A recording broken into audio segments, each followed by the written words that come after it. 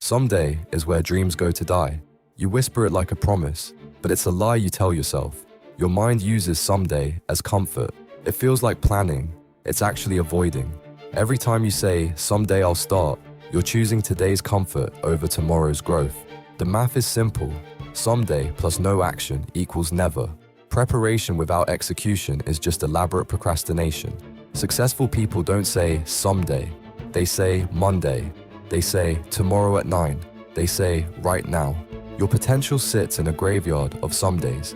Each delayed decision becomes permanent regret. The pressure valve in your mind releases steam, but the fire never gets lit.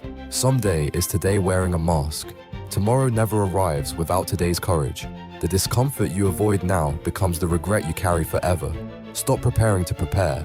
Start today. That's the marble mindset.